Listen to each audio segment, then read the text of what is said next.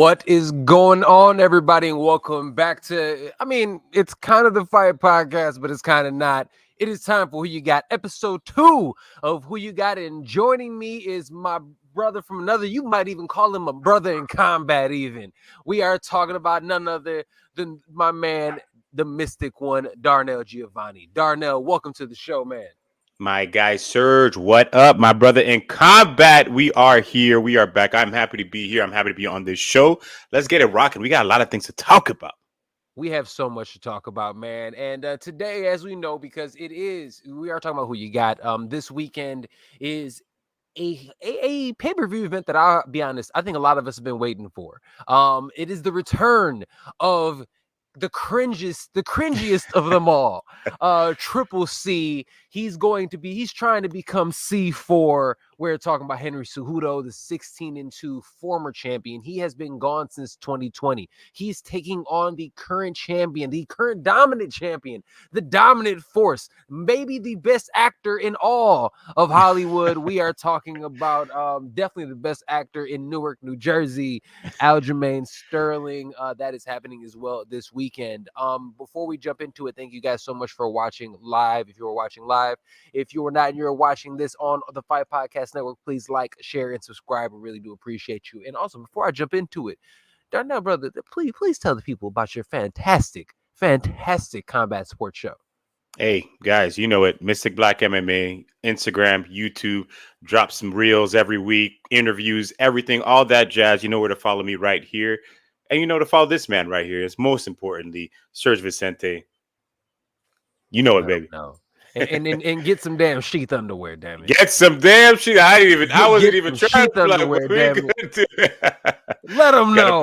We gonna get some goddamn sheath underwear. That shit's comfortable. It's very comfortable. I swear to God. I'm not pushing this to push, but I'm like, listen, hey, if you guys want to keep sending me some more, I'm not mad. Hey, low-key, you need to tell me to plug. If they gonna send me some shit, I will come out here every day like, where's she? Where's she? I'm telling you, I'm not wearing this shirt for no reason. Oh man, I believe it, dog. All right. So let's jump into it. UFC 288 is happening Newark, New Jersey this Saturday. It is the first time that they have been in Newark, New Jersey for a pay-per-view, and it's been some time. It's been before 2020, I believe.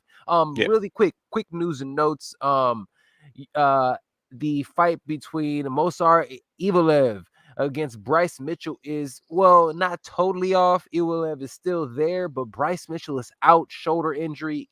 Slides in Diego Lopez. Diego Lopez, for those who do not know, is Alexa Grasso's jiu-jitsu coach, former Lux world champion, record of 20-5. But we will talk about that later on as well. All right. We can talk about the main event, Darnell. Yeah. Mystic Black, the mystic one. And we're gonna want to get, because it is Who You Got, I have to get your picks today, but we're gonna hold on that. But I want to break down this fight card. We have the current champion Aljamain Sterling against the former two-time champion, multiple weight class champion, gold medalist Henry Cejudo. Do you think 3 years off for Henry Cejudo is too long to go in here and compete against somebody that has been so active as Aljamain Sterling? So that's a question that I feel has been asked a lot throughout this time period leading up to this fight. Henry's been out too long. Henry's not doing this. Henry's not doing that. Henry has been active. Just because he's not in the fight camp doesn't mean he's not active. He's active in a mental capacity, and he's training other people as well. So that is some kind of activity. He's a fighter. He's a guy he's an athlete. He has been used to training since he was 5 years old. From 5 years old to age 30 or 33. He's 3 years out. 33. He's always been training. For that muscle memory is not going to go anywhere. Just as they were questioning John Jones. John Jones comes back. Is he going to be the same? He hasn't fought in a long time. These guys have this memory in their body that never goes away. There's a difference in these dogs. These guys have their dogs in them. And this guy has been training with a lot of dogs. So I feel like, I don't think the 3 years off is going to affect him at all. I love that. I'm glad that you said that, because one of the things when we're talking about this, I am a huge proponent of ring rust. Yeah. I believe that it makes a difference. But we're talking about a guy that's actually been in there working consistently with arguably the GOAT. And I'm not talking about John Jones. I'm talking about Demetrius Johnson. Yeah. Couple goats, if we're being honest. A couple goats. He's there with a whole stable. It just that there. It's just that joint. You know what I'm saying? It's crazy. And to think about it being in there and to be able to mentally be in there. And you said something very poignant. You were talking about the mental capacity that he actually has, the mental reps that he has gotten. You and I off camera have talked about this before. Looking at the fighters that end up doing commentary and seeing how much better they end up being as fighters, and Yeah. they always I'm just watching more film. I'm doing this, and it works. You see Anthony Smith doing that. You see all these other guys, right? Now let's talk about because if it just sounds like we over here saying Triple C finna win. Aljamain Sterling, in the time that Henry Cejudo has been off, he has beaten twice legitimately Piotr Jan, who was a monster, we know it, and just absolutely dusted Corey Sandhagen. Also, he retired TJ Dillashaw. Yeah. So that's 5 fights in that time span that he has looked relatively dominant in that space, especially if we're looking at his last fight, the last Piotr Jan fight, as well as the last fight with TJ Dillashaw. He looked stronger. He looked more athletic. He looked like the guy that ran through the division to get there in the first place. Are people undervaluing what he brings to the table? For sure, people undervalue what he brings to the table because Aljamain Sterling is a very, very good fighter. Let's not forget that. I know sometimes I talk negatively about him, et cetera, but that's for other reasons. But him, we know that's your favorite fighter. Him as an actual athlete, the man is really good. He's very strong. He's very big for that weight class. That's something that guys find out. Yeah, guys find out when they're in there with him and they have heavy Aljamain Sterling on your back, and you cannot release yourself from his grip. It is very, very tough to get out of that. And I know we look at his title defenses or his title championship fights, but his best fights to me are all the fights he had before he got the title. The beating of that he did to Corey Sandhagen very fast in 1 minute. Nobody has done that. Corey Sandhagen. Nobody has done that to Corey Sandhagen. Same thing he did to I'm forgetting his name, but a couple guys that he fought before that, it was just very impressive performances. And I feel like with the team that he has behind him too, that's going to help him a lot. That's always going to help him a lot. And he's always going to come in there with a great game plan because that team, Matt Serra, Ray Longo, those guys are great at game plan. So I'm very interested to see what they have for a guy like Henry Cejudo. And they really, if we're looking at him, like, you know how we see some teams really have a little bit of a low. You know what I'm saying? Yeah. Like, you'd be like, oh, they were dope at one point in time, but they ain't what they used to be. Mm-hmm. Man, those guys have consistently been able to get top quality guys. And they're also not, which I think is really dope, is that they're not like selfish about it. I'm sorry. I'm also trying to find like who you're talking about, Aljamain Sterling. I'm trying to see who it was that he was dragging around that you're talking about. Yeah, he got the Suvaev finish on him. Forgetting his name. No. It wasn't Munoz. Corey Stamann. Cody Stamann. Yep, Cody Stamann. He did drag him. Ooh, yes. Ooh. That was a very impressive performance. And a submission that hadn't been done until Magomed Sharif, whatever it is. Twice a day. Twice that day. Twice. But yeah, and another thing too, Aljamain is not just training there. He's at Extreme Couture. He's at Syndicate MMA. With one of the Yoda coaches out there. I mean, yeah, he was over here with Ruka Jim, probably striking with Jalen Turner. Who knows? You know, he's moving around and he's getting different looks, and that's a really good thing on his behalf. What do you think about people who would like to say that they don't like when their people or champions move around a lot? I like it. I feel like it's like old school, like Ronin type of shit, which I think is dope. But do you think there's a drawback, or do you think that this is something that all people should be doing? It depends on the situation, who you know, and how you're respected in the community. I feel because there's some guys who move around a lot and they don't have an issue. They don't have any mold in the camp who's going to tell somebody else what they're doing. And Ryan Garcia, you know. So, but I feel like a guy like Aljamain is very respected within the MMA community, and that wouldn't happen. He's going to the right places for that as well. I don't love that he's not giving Merab that championship, opportunity.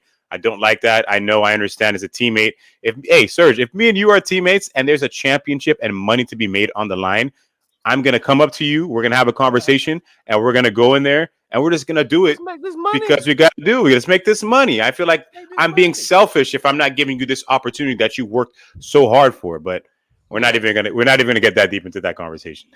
You know what? But fuck it. Why not? Let's talk about it just for a hot second, right? Yeah. Because it is one of those things that we look at and we say, I mean, that is the perfect opponent. Here's the thing. Okay, I take it back. If he in his head, if this is what he does, he goes out here this week, he gets this dub. And then after the dub, he says, whoever beats, Yair, Volk, I got next. If he says that and he's moving up, I'm okay with it. Because in his head, he already knew what was happening next. And as a team, they understood that. So if win, lose, or draw, he says, I'm out, it's cool. And you know what? As long as he moves up, I'm okay with it. That if this has to be Aljamain's last fight, win, lose, or draw, because let's be very honest, Merab, he is earned next. Now we know in the UFC, next don't mean shit. No. What you earn don't mean shit, because somebody else on this card would have gotten his championship twice over if that was the case. But that's the only thing. Do you feel me on that one? I see that's the only reason and the only way. 100%. I feel you on that. That's what and there's a lot of guys coming up that can take that opportunity from Merab too, and it's gonna suck if he doesn't end up getting it because of him waiting for his teammate to move up. We got Song Yadong, who just had a very impressive performance this past weekend, and there's guys below Merab that can take that real quick. Corey versus Merab would be killer. Corey can take that opportunity from him too, even though Merab has clearly earned that. But I guess we're gonna find out after this weekend what's gonna happen, what direction they're gonna go in. But either way that they go, it's going to be interesting. And one thing, too, if Henry Cejudo wins, he's not fighting Merab. He's going to want to fight Sugar Sean because that is a money fight. He's at that point to where he wants big fights. No disrespect to Merab, but in Henry Cejudo's eyes, that's not going to be a big fight for him to where he's selling numerous amounts of pay-per-views, If Henry Cejudo loses, because honestly, I think whoever wins moves up to 45. I think that's the plan for both guys. If you win, they move up. I don't think Henry will. I think he will fight Sugar Sean first, and then he'll move up. Do you think that he would, if he loses, does he call it quits again, or do you think he still sticks it out? If Henry loses to Aljamain, I think that's pretty much a wrap for him. Might be a wrap because he's gonna just be like, you know what? Maybe I don't got it no more. And man's about to have a second child. Does he really need the money financially? I don't think so. So I feel like no. If he loses to Aljamain Sterling, that's about it. We see from Henry Cejudo. Go through all of that to lose? No, don't think. No, I hear you. It makes perfect sense. No, I totally hear you. I'm with you 100% lockstep on that one. That makes total sense. All right, you people, you know what time it is. We've broken it down.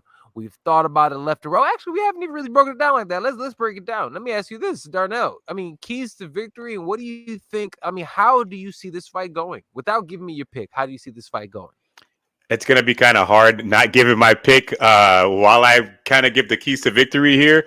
But well, you know what? Let's do this then. Yeah. You know what? Look, we gonna make these picks because you know what it is. The show is titled "Who You Got," so we know already what time it is. Yo, Darnell, who you got, man? Well, this is something I've thought about for a while, and it just keep having the same repeated thought in my mind over and over again. I just don't see where Aljamain Sterling can win this matchup. I understand he is a better grappler. I understand that, but Henry Cejudo is a guy who's an Olympic champion, great wrestler. Not to say wrestling and grappling are the same thing, but striking wise, Aljamain does never looks great striking. He always looks good holding somebody down, and I've never seen Henry Cejudo actually be taken down and held down.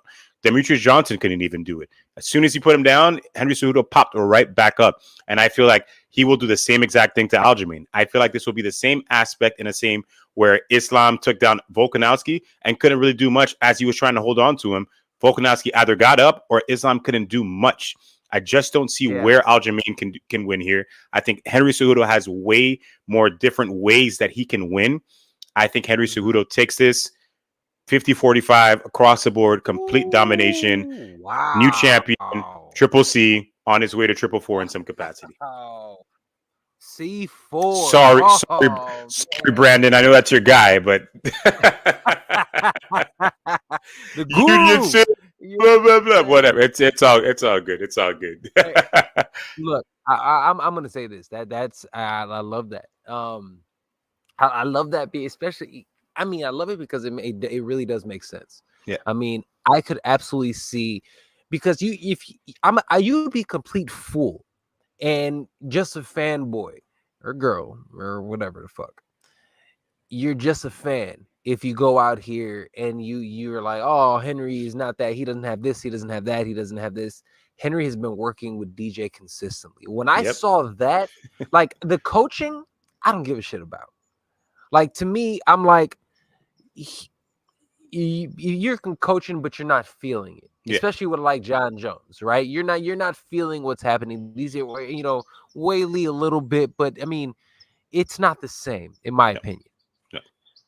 But when I saw him out there with DJ, because DJ is somebody who would whoop his ass for fun. You know what I'm saying? Like rolling around and stuff. Like, that's the type of guy DJ is. When I saw him working with DJ, I said, oh man. One, I know he's coming back for real. That's when I realized, I'm like, okay, this dude might be coming back. Two, if he's working with him, he's getting battle tested. I'm sorry to say this. Okay, so there's a couple things that Aljamain Sterling brings to the table too, because it's still very close to a pick'em for me. I mean, even if we're looking at the odds, it's a pick'em fight. -105 for the champion Aljamain Sterling, -115. That's a coin flip fight. They don't know. Anybody whoever. I've seen Henry a long time, so I feel like that's correct to make that tab as a pick'em. Absolutely, and if I look at certain things, I'm looking at size for Aljamain, right? Aljamain, you said it yourself, he's huge. Huge. He gets close to 180. Like, that dude is big. And not only is he big, he puts a pace on you. He's somebody that can put a pace on you, and I have seen Henry Cejudo get outpointed. I've seen him get outpointed. I've seen him get hurt. Now, where Aljamain Sterling is good, where he backpacks people and stuff, I just don't see Cejudo getting himself in those situations. But I can see him keeping the jab in his face, frustrating him, and possibly getting Henry Cejudo to run into something and catching him in some sort of submission. I can legitimately see that happening. Ah, man, I hate to do this. You know what? Just because it's better debate and everything, I'm gonna rock with the champ. All right. I'm gonna rock with the champ. I'm gonna rock with Aljo. I honestly do believe, and here's the thing: everything you said about Henry is fucking spot on. There's no hate in that. Like, Henry is as good as advertised. Yes, he is cringy.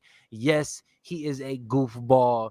Yes, he's probably a racist Mexican for all we know. He has some of the shit that I've heard him say is way doesn't claim the Mexican flag, but we're not going to get into that. Madness, pure madness. With all that being said, the MFer can fight. Yeah, at the end of the day, fight, and he has a great fight, a high IQ.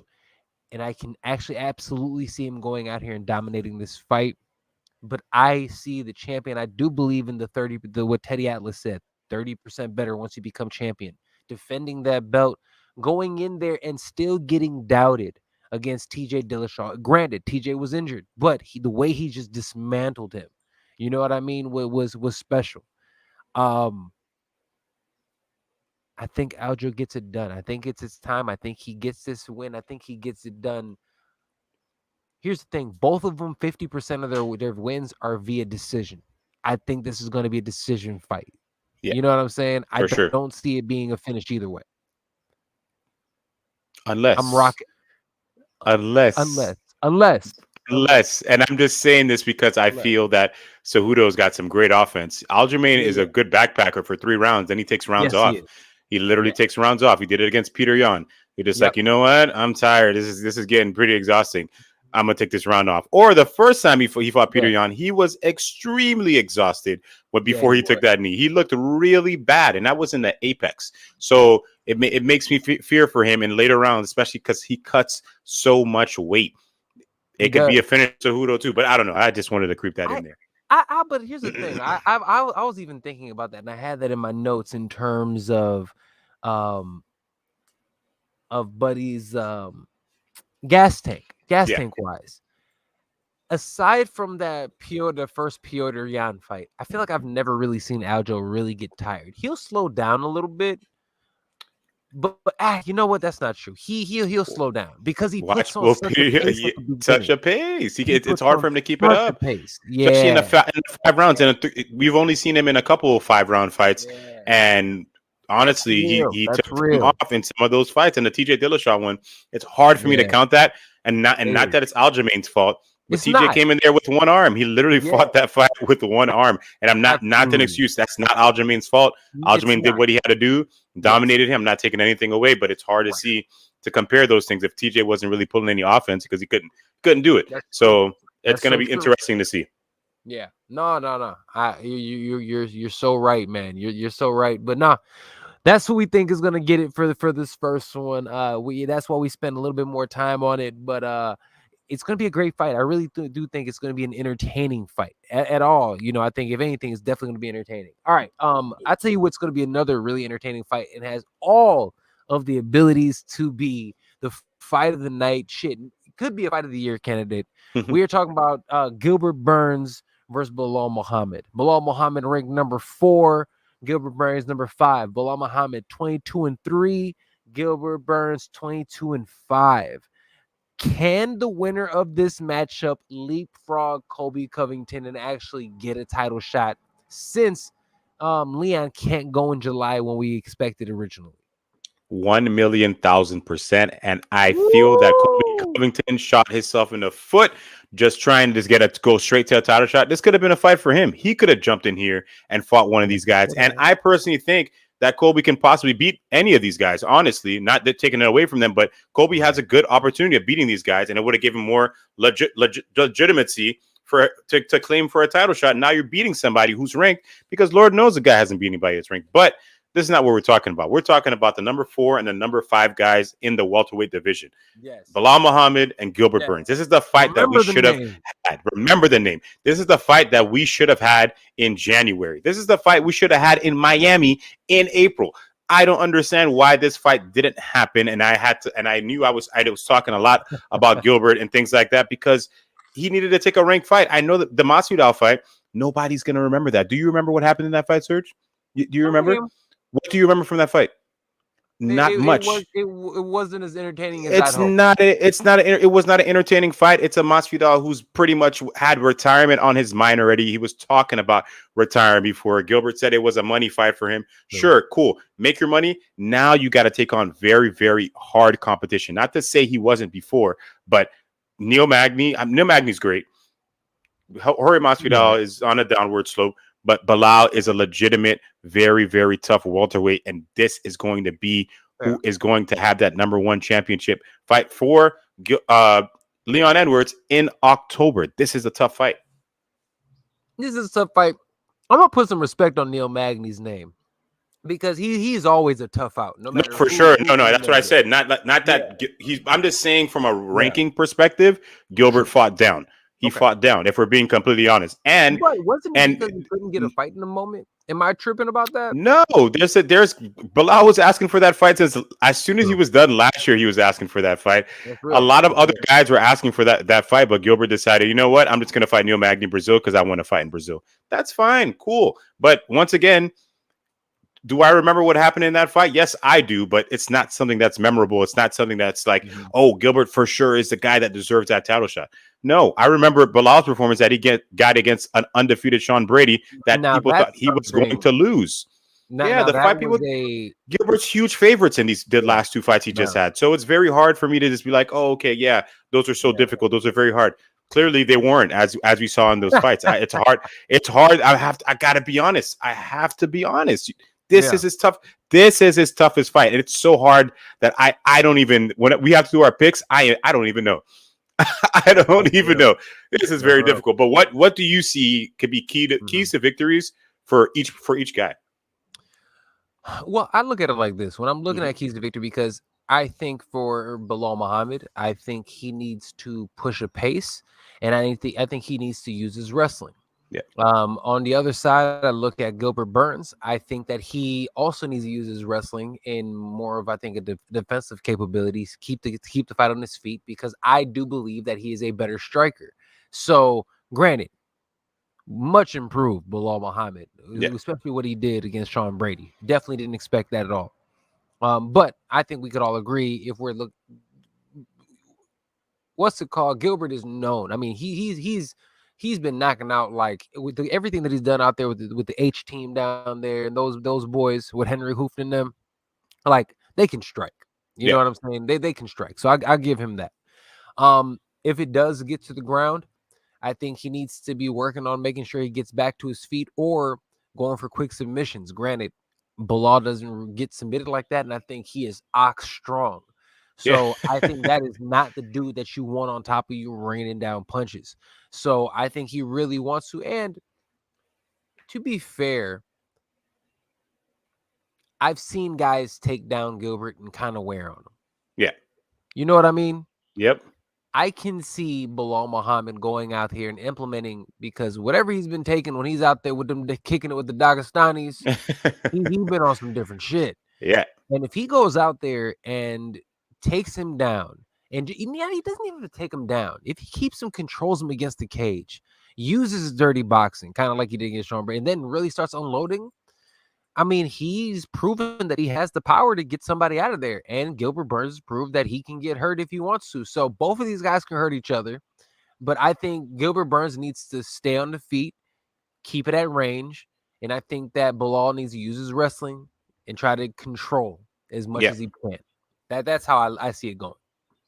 Yeah. It's definitely going to be difficult in a sense of that first round. The Yeah, first round is going to tell us a lot it's gonna because tell. there's Yeah, not yeah, Gilbert doesn't really do feeling out process. Gilbert yeah. just goes for it. He is a guy Oh, that goes absolutely. for it off the get go, and Yeah. Bilal's going to have to be ready for that. Yes, If he is. Bilal can get past that first round rush that Yeah, Gilbert's going to have, because let's be honest, Gilbert's coming off of two fights, very back to back camps. Oh yeah, your body's in peak shape, et cetera, yeah. et cetera. But yeah, your body's burning out as well too. So you're not gonna want. There's a specific reason why Bilal asked this to be a 5 round fight, That's because this real. is going to be very Yeah, tough. In the fourth and fifth, Gilbert is going to have to dig deep. And not to say he hasn't dug deep before, but if you look back at it, not to say that both of these guys have a lot of 5 round experience, but Bilal has more than Gilbert. yes, he Honestly, does. if we look Yes, at the he does. record, and Bilal has gone all 5 before. Gilbert has never got all 5 rounds before. So Bilal is going to try to drown him here. Mhm. I think Gilbert's best route to victory, first round, go to your bread and butter, jiu-jitsu, put him on his ass and try to submit him. If he can't do that, it's going to be a very tough night for Gilbert Woo. Burns. Very tough night. Who you got? Woo! You want to drop the graphics so I can ponder my thoughts for the 5 seconds that I have?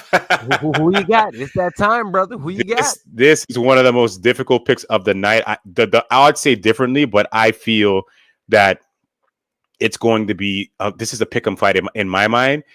It's going to be who wants it more for sure. Who Yeah, wants it really bad more? Who yeah, is the guy who's always yeah. wanting to call out that bigger name? Not to say both of them haven't before, but who They've been that actually wants to guy. do that? Yeah. Who's in there putting in that work? Who's been watching each other and seeing what the other opponent is doing or has been doing? Who has more tape on the other guy that they can look at in more recent fights? So many of these things are going to be Ooh. very important in this fight. But I feel that this is tough. I saw Gilbert get a little tired after he's fighting Masvidal, and that wasn't the hardest fight of his life. I saw him hands on the shoulders of Henry Huff, and that did not look good. I feel like Bilal in the fourth or fifth round is going to turn up the heat, take rounds 3, 4, and 5 to a unanimous decision, 48-47, and get that title shot with all his Muslim people over there in Abu Dhabi against Leon Edwards in October. Ooh. Man. That was tough. That was tough. Man. This is a rough one for me, man. I'm not gonna lie. This one's rough. I'm gonna go with Gilbert because I think Gilbert is slightly better everywhere. Slightly. And man, I hate to do this. I love my Chicago people. You know what I'm saying? Salute to Bilal. I'm trying to rock with my city. I think Gilbert's a dog, and I think that he's been extremely active. I don't think the last fight really was that much wear and tear on him. And I think when Gilbert is really cooking, he has the potential to be a champion. He's that good. I'm rocking with Gilbert Burns. All right. All right. It's a hard one. It's a tough one. That might have been my toughest one of the night, to be fair. I'll be looking at that fight the most for sure that night. I'm probably the most excited to watch that fight. Yeah, being completely honest. You know what? There's one on the undercard that I'm excited for too. Yeah, you're right. I think that's this one. All right, the rest of these we're going to kind of rifle through because no disrespect, we just really want the main event and co-main event. They really have implications, so I really want to get deep dive into that. We have a flyweight bout, I believe. We have, or is this going to be at yes, flyweight? Jessica Andrade versus Yan Jijing. How do you say it? Yan Zionan. Yan Zionan. There we go. Thank you. See, I didn't want to sure. I didn't want to disrespect you. And it's at strawweight. It's at strawweight. Okay, it is at strawweight. All right. Yeah.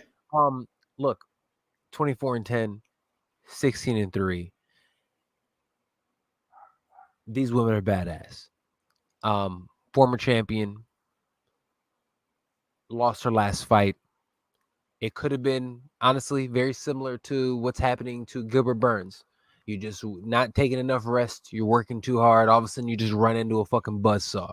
And that could have been her last fight. You know, that's why, maybe that's why she lost. But she was on a win streak before that. She's in here against Jonan, who, I mean, has been fantastic. 16-3. She looks more dominant than she ever has. Training up there at Alpha Male. She was stopped before by Carla Esparza, and we know that Jessica Andrade has some of the biggest power of all the women's MMA in general.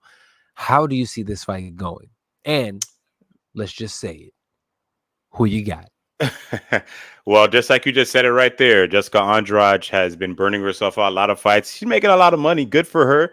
But this is no easy fight.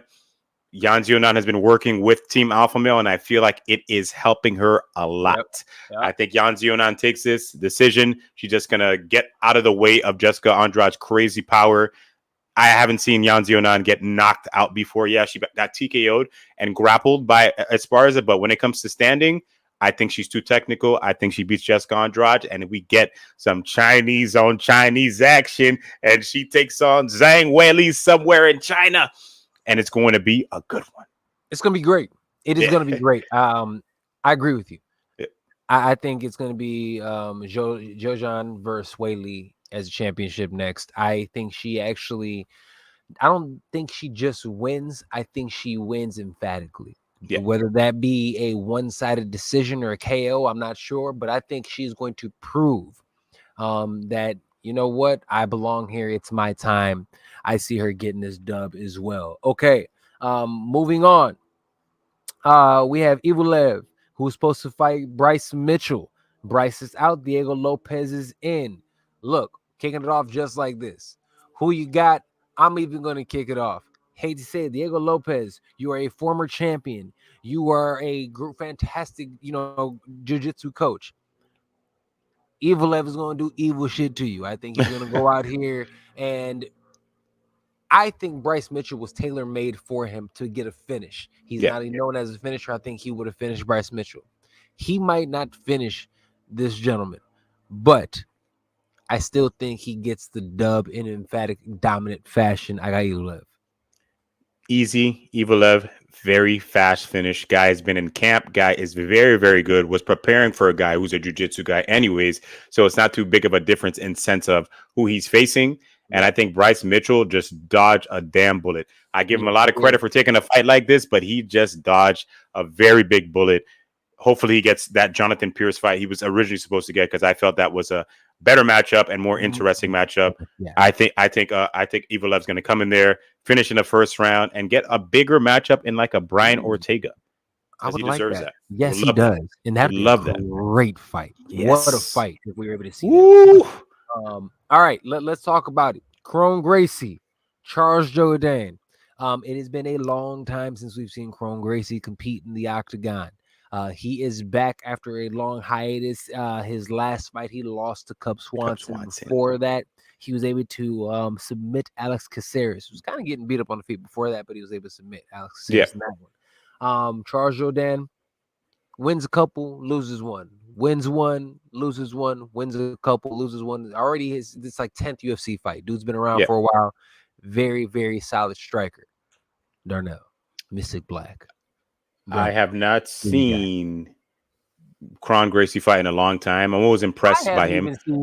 I haven't even seen his Instagram be active. I have no idea what this guy's doing behind the scenes, but I know he works with pretty good guys behind the scenes. But I don't know why they keep giving him these crazy strikers, man, that are just gonna almost embarrass him on his feet. You know, he's very tough, but man, Charles Jourdain is no easy task on the feet, and I haven't seen anybody dominate him grappling wise either. So I think Charles Jourdain is going to go in there and put it on him and ride himself to a unanimous decision victory over KRON Gracie, and KRON either takes this route and just trains people in jiu-jitsu, or he just maybe takes a fight in another organization or something like that, because I don't feel this is a great matchup for him, for somebody coming off that long of a layoff.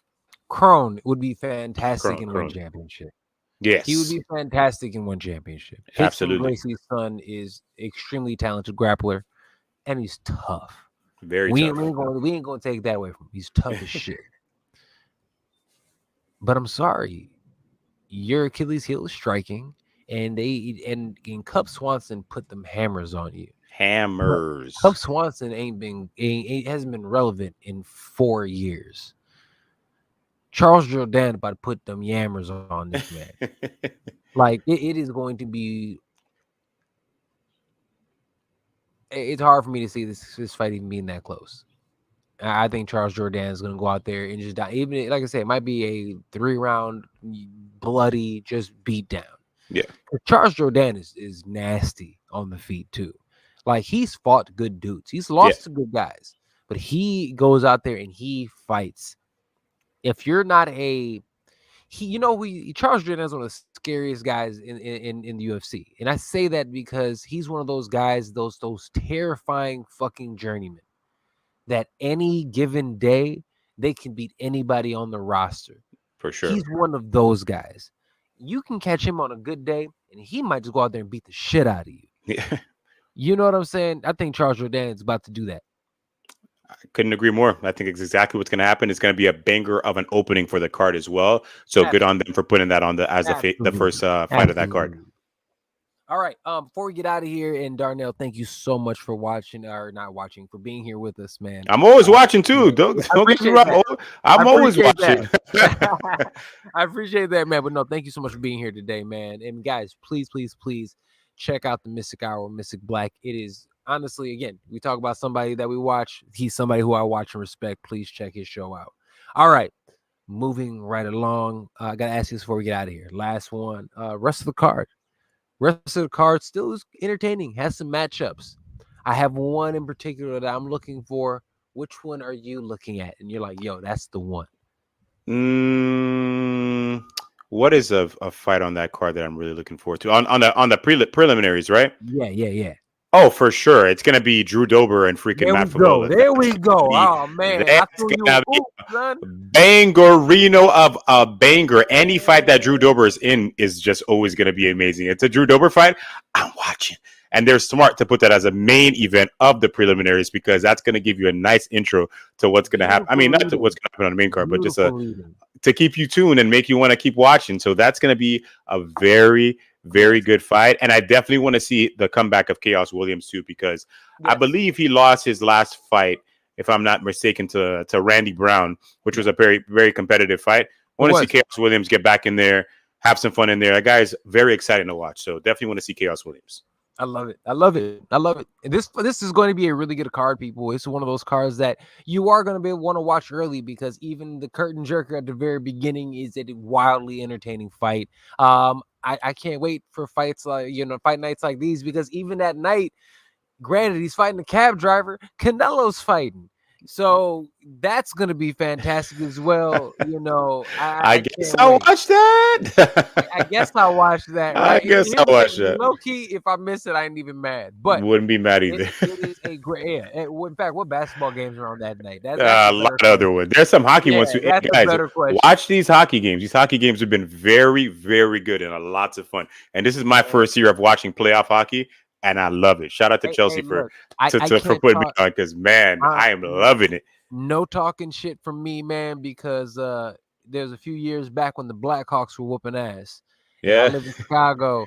And you know what, man? You get to jumping up and down with motherfuckers at the gym, man. It's a good time. So I'm not even talking shit. And I got to Hey, the point where I knew it was a problem when I was over here understanding hockey. I'm like, that's a great clear out. I this understand. is Good job. right. Got a power play coming right now. Let's go. Oh no, that was a trip. I saw that. Like all this stuff I'm called out now. It's wild. It's crazy.